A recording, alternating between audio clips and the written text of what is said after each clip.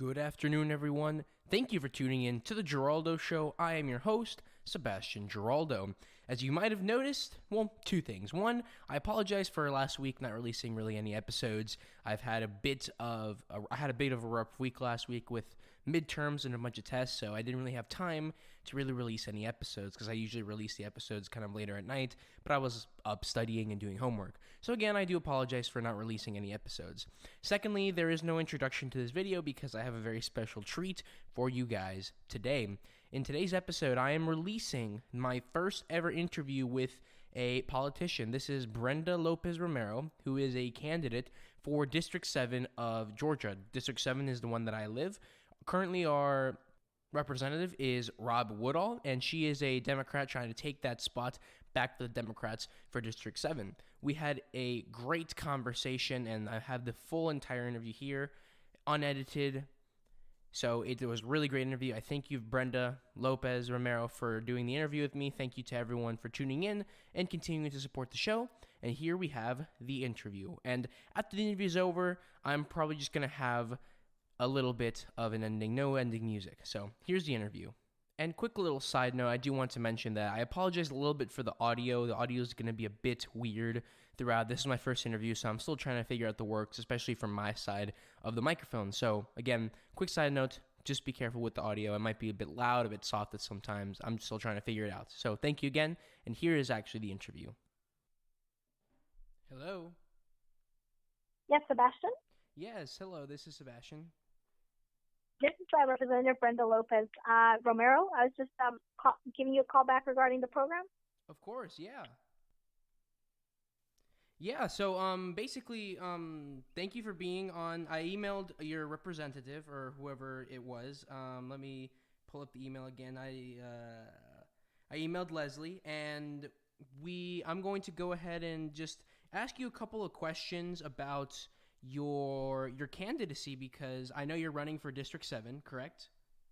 Yes, that's correct. Mm-hmm. Yes, and I live in District 7, so, I mean, I just wanted to ask a couple of questions, ask you, like, maybe about how you got into politics, what you want to do, so, the interview probably won't take that long, so I just wanted to, let's just go ahead and get started. Thank you for being on the show, by the way. Oh, no, happy to. So go ahead. All right, thank you. So, just tell me a little bit about yourself, maybe potentially a little bit about your childhood, maybe a little bit about your earlier life before politics. Mm-hmm. Well, sure. I was born in Mexico, but I've lived here in Georgia since I was 5 years old. I'm just Georgia raised, primarily in K through 12 in Brookhaven in the DeKalb County area, and then sometime when I was in my sophomore year of college, about mid-college, I and my family moved here to, my father and such moved to Gwinnett County, one of the two counties that are part of the 7th, and lived here in Gwinnett County for about 15 years.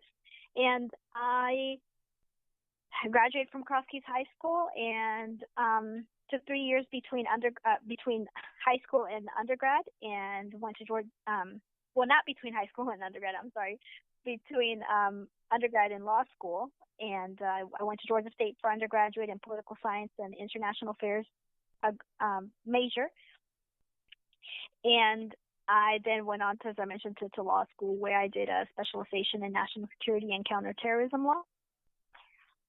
Awesome. Yeah. I'm actually at Georgia State right now, so that's something we have in common.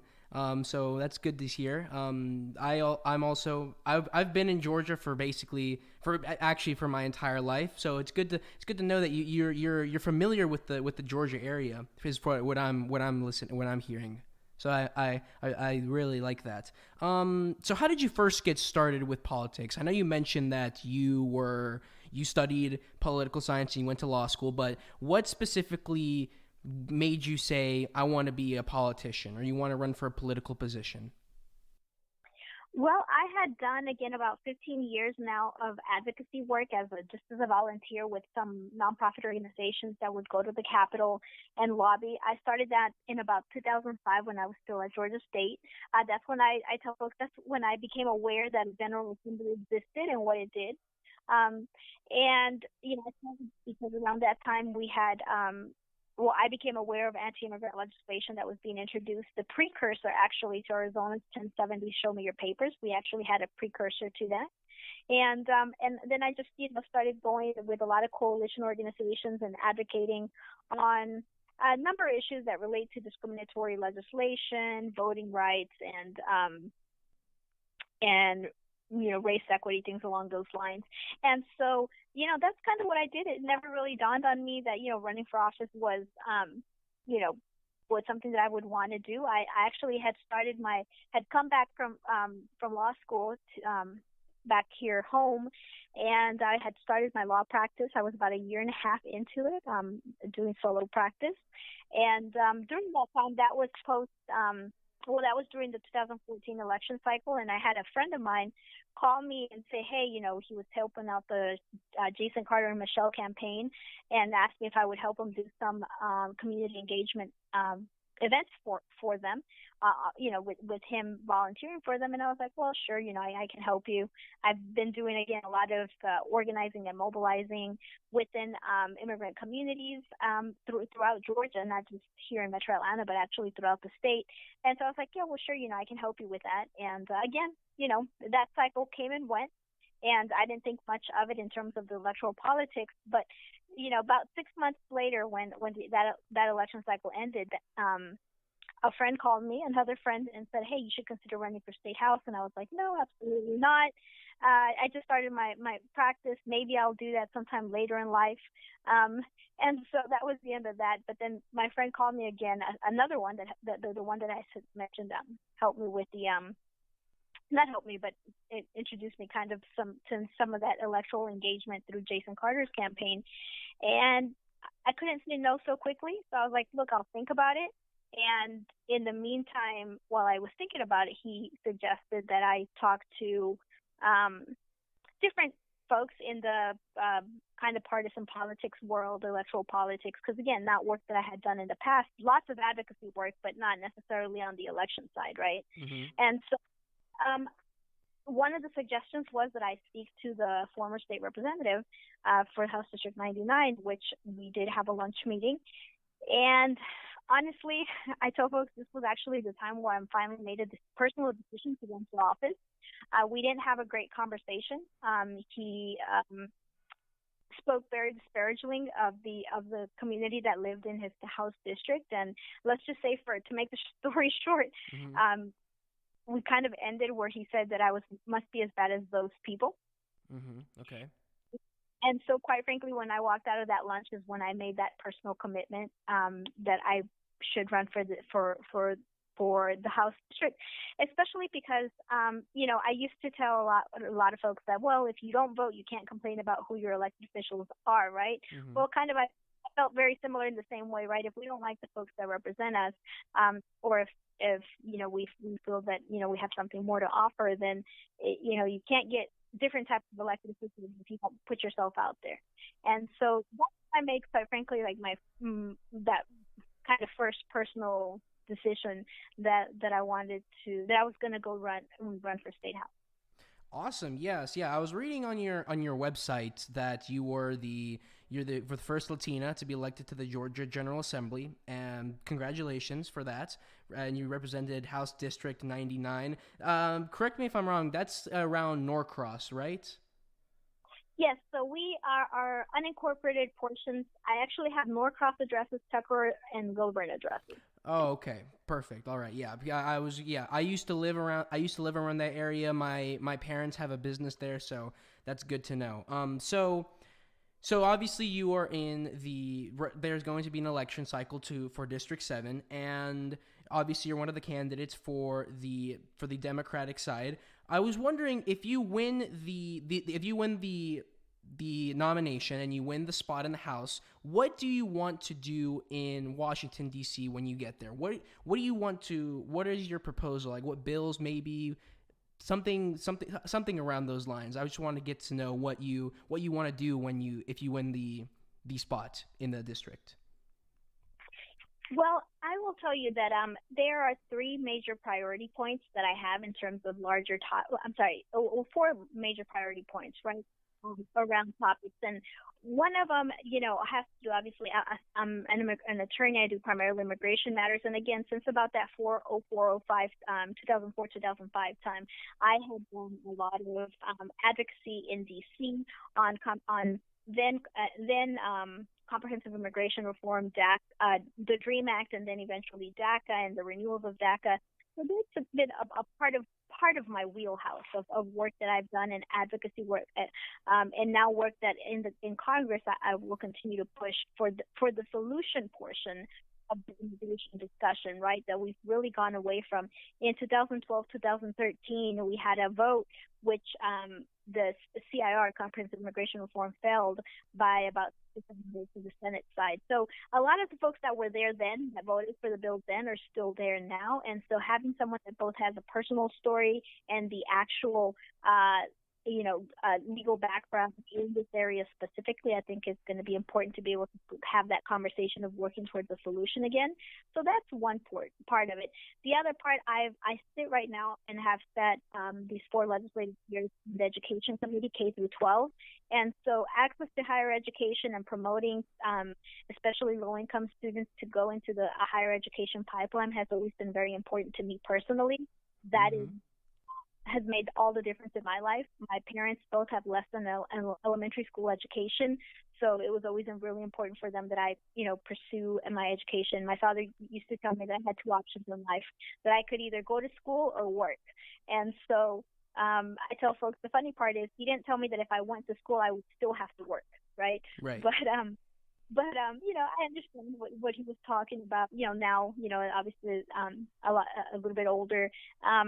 And so I understand how important us making sure that we continue to break generations of poverty, going up the social mobility ladder is going to be done through pursuing education. So I'm a big supporter of public schools, and at the federal level, I intend to continue to support public schools in that capacity, particularly as it relates to the federal position. One of the key things that we can do is ensure that the federal funding, particularly our Title I funding, are properly utilized by the county system. So for the 7th, that would be the Gwinnett and the Forsyth County school systems, which both are known to have pretty good relative school systems, right? But we would just want to make sure that that money that is allocated from federal funding is properly being allocated to especially special groups, which are considered English language learners, special education, and students of low-income backgrounds. So I will continue as a congresswoman, continue to ensure that I have that direct line of communication with the teachers on the ground and the students and parents on the ground to ensure that we keep a high-quality education in both of our counties. So that, that's something, again, that's very personal and near and dear to me. In addition to that, my other, I guess, a policy priority point is, healthcare. At the state legislature, I've, been a big advocate and proponent of us expanding Medicaid through the ACA. I think the ACA, the Affordable Care Act, was definitely a really good first step, and something that we do need to continue to protect and making sure that we safeguard the pre-existing conditions. But in the process of getting to universal health care coverage, right? And that should, for me, I tell folks, I get less stuck on what the words of the bill might be, but rather what is the solution the problem we're trying to solve, which in this case is universal health care coverage regardless of income, right? To be able to have access to health care coverage, and that, it's not on basis of being able to afford it. And so, I am supportive of different proposals that have been out there, sort of kind of concept that was talked about, expanding Medicare as an eligibility for those that would want to be part of the system. And so I will continue to do both, right? You have to work on the realistic part of protecting the what we do have now, and potentially continuing to insist from the, what I call the pulpit of Congress to let our state legislature and our governor know that in the meantime, while we get to change legislation for something that's more universal health care coverage, we should in fact continue to expand Medicaid here in our state.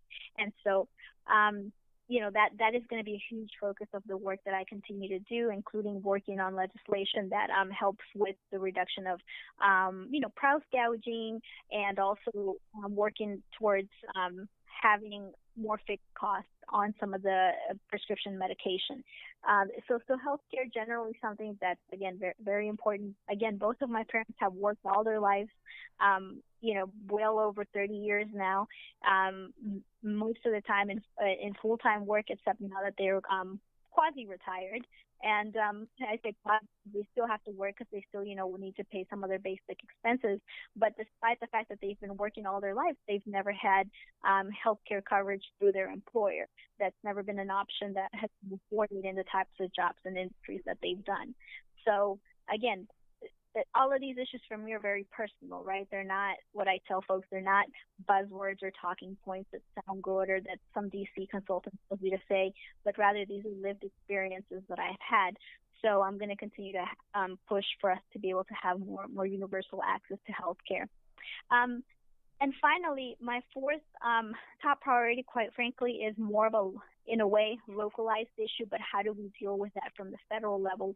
I think a lot of us might complain as voters that particularly our federal candidates, run for office, they win, and then we don't hear from them until next election cycle. Well, I tell folks I have been a recipient of that as a person and as a community of candidates that do that all too frequently, right? That they only show up when they're running for office, and they only show up when they have their next reelection. So that's not the work that I've done. I've spent, since I was a young girl, quite frankly, doing a lot of advocacy work on behalf of communities that are most vulnerable. So I know very well that that's not what I'm supposed to do.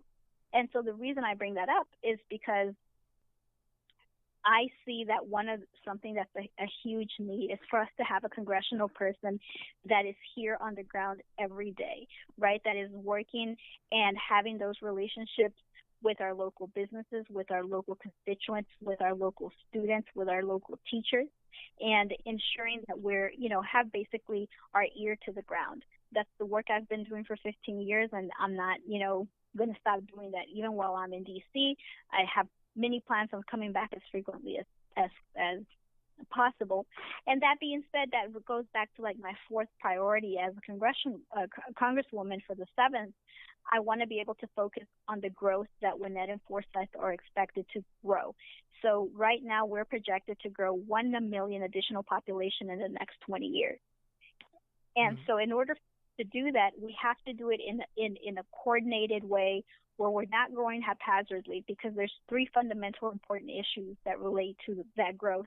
And that, of course, is water resources, transportation, and infrastructure. So I'm going to make sure that I can utilize the platform as Congresswoman and federal resources, including drawing down funding, to ensure that I collaborate with the state and local government, including counties and municipalities, so that we can work in a collaborative way on ensuring that we grow that additional million or more population. But we do so in a way, again, that takes a look at all of those 3 main concerns that come with population growth. And with that also, I would say definitely making sure that affordable housing, which is a critical thing that we've been dealing with both in the city of Atlanta and now in Metro Atlanta generally, is something that we need to ensure that while we grow, we don't displace the legacy residents of communities where they've traditionally lived. On top of that, of course, I had already mentioned that also goes with the education component. One of the many reasons, besides the affordable housing part, relatively speaking, that people move to our counties is because we're known to have really good school systems. And so I want to make sure, again, as I mentioned before, that we continue to ensure that we have quality public schools for all our students. So those are how I break down the 4 priority points we want to focus on as a convention leader. Awesome. Yeah, I definitely see where you're coming from. I mean, personal experiences are very important to me as well. And yeah, I really see the message that what you want to send. And Well, and I mean, we'll see. I think it's in May. We'll see. I mean, what happens. I do want to ask you one last question because obviously there are many, many different candidates from either side of the political spectrum running for the same spot that you are. So I know you might have answered this a little bit in the previous question that I asked you, but what makes you different? Why should people vote for you instead of instead of another candidate? What makes you the special candidate that people should vote for you to become the congresswoman for District 7? Absolutely. No, well, thank you for the answer, for the question, actually, because that is one of in my thought process of running for Congress, one of the many reasons that I decided was precisely because I do think that I have something more to offer in terms of the other candidates. And the way I put this is really simple. Every other candidate will talk to you about what they will do and what they plan on doing in the future and how they might be and how they will vote or what they will vote on into the future. But when I talk to people, I tell them about the work that I've already done and that I will continue doing while in Congress. So this is not a thing where you take my word on face value, but rather I can show you a track record of over 15 years of doing exactly this on the ground, grassroots work with community engagement, and always ensuring that the work that's done is taken into consideration by uplifting the most vulnerable in our communities. But by doing so, making sure that we have good growth, both economically for our small businesses, and just like the individual person that might be working. So I think that that's one of the major differences. I bring a holistic approach to being a congressional woman, right? My focus is not just the hoopla that happens in D.C. Like I tell folks, I'm not interested in Twitter wars. I'm not interested in, limelight or just kind of sensationalizing headlines, but I'm interested in doing the nitty-gritty work that is required to improve our region here in Gwinnett and Forsyth. And so if you want someone that has already done that work and has committed to herself for the last 15 years to doing this on-the-ground work here in Gwinnett and Forsyth, then, that's the difference in the type of candidate I am, and that's the type of difference as a congresswoman that I will be once elected again, because I have the track record of doing that work. Awesome. Yeah. I definitely see where you're coming from. Yeah. The reason, one thing that I did find interesting. Well, the reason that I first decided to contact you, I saw the signs that you put up near my dad's business, and I was like, oh, that's interesting. I haven't really seen that a lot, so I thought that was like a thing that was different. Is there any reason for putting up the signs? Because I've seen a lot of candidates really do a lot of their promoting online. And is there a certain reason you decided to do your campaign, or at least a portion of it, for example, doing signs or maybe doing stuff less online and more like in person? Is there a particular reason for that, or just? So absolutely. So we are what I call a very field-heavy campaign. We're out here knocking on doors with registered voters, and we and I say we because this is not just a me situation. I have a very great group of a team, and it's really my team that also, in addition to me, it helps me go out and talk to events and organizations whenever, we have time conflicts and I can't go. So this is definitely a team effort. And so we, are very active in connecting with voters on the ground, right? I really believe in building personal relationships and personal commitments to our district. Again, so I don't want that far away touch. I don't want to be again, because I've had that personal experience of being on the receiving end.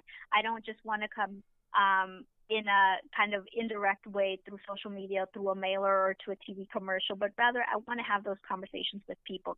We've been having meet and greets since now over 6 months throughout the district in different cities, so that we are available so you can come and talk to me and meet with me, but I'm in your city and I'm in your neighborhood. And so the same thing with having, actively going to businesses and talking to them about us and asking for their support, even by allowing us to, for example, place our yard signs so that there's, general knowledge about the campaign. Again, because I don't also believe that you reach out only to base voters, but you have to reach out to first-time voters, potential first-time voters. You have to reach out to new American voters, to young voters, because ultimately that's the way we're actually going to flip this seat, because we're not going to do it solely going to our traditional voters. We have to expand our base. And so for me, it's important that that we're out in the community where the community is, right, and not expect the community to come to us. And so that's why we're a very ground heavy campaign, both in local businesses, in local centers, at people's doors, and of course meeting people throughout the district where they live. Awesome. Yeah. I totally understand the way that you got to really go for the first-time voters. Like I am a first-time voter. I turned 18 last year, and we have an election coming up. My parents are first-time voters too, so I definitely get what you're saying about the attracting the first-time voters. I think that's very important as well, and I appreciate candidates doing it to first-time voters, because I think, again, that's, like you said, it's a very important demographic that you can't really rely on the traditional people that have been voting for 20 or 25 years for the same party. You got to really go for the first time voters. And I think that's a great message that you've said. Absolutely. And like I said, for me, it goes beyond just a simple campaign strategy. It's, again, that's really where that's what we should be doing, because it's the right thing to do. We need to engage more voters and more constituents every election cycle. So it really is about, that is just the right way to do things. Right. Yeah, of course. Brenda, I don't have any more questions for you. I really, really appreciate the time that you've given me. I know you're probably very busy, especially with the campaign, but I appreciate the time you took off to talk to me about your campaign and basically just about you. I really enjoyed the interview today. Thank you very much. Well, I appreciate you reaching out, and please feel free to. This is my cell phone number, so call me back anytime if you have any questions. Text messages sometimes work a lot better, because if I'm in meetings, I can usually answer those more quickly. And if you have any questions further down, or as we get closer to the May 19 election, I'd be happy to answer any questions. Of course, perfect. Yeah, I will definitely take that into consideration. So again, Brenda, once again, I thank you so much for the interview, and I just wish you good luck in your campaign and in any future endeavors that you might have. I really appreciate the talk we had today. All right, Sebastian. Well, thank you so much, and we'll be in touch. Thank you very much. Yeah, have a good day. There we have it. A great interview from a great candidate. Obviously, even though I might not agree with some of her points, I do appreciate very much the interview that we were able to have. A good, solid conversation about her and about what her policies were going to be, personal experiences, things like that. So I really did appreciate the interview, Brenda. Hopefully, we'll be able to speak sometime soon. And that's basically the interview. I know this is a bit of a longer podcast, but I wanted to get the full interview in there just to make sure that you guys heard everything. I want to be able to get more interviews out there to you guys. So once again, I thank you very much for sticking around. And again, I thank you very much for tuning into today's episode. Thank you very much for the support. We hit 1,100 downloads a couple of days ago, and this new episode hopefully should gain some traction. I'm hoping for that. So I thank you very much. Once again, I apologize for the length of the episode, but podcast episodes that are interviews are a bit longer just because I want to get all the questions that I can in. So once again, I thank you very much for tuning in, and I'll go ahead and see you tomorrow. My name is Sebastian Giraldo, and you're listening to The Giraldo Show.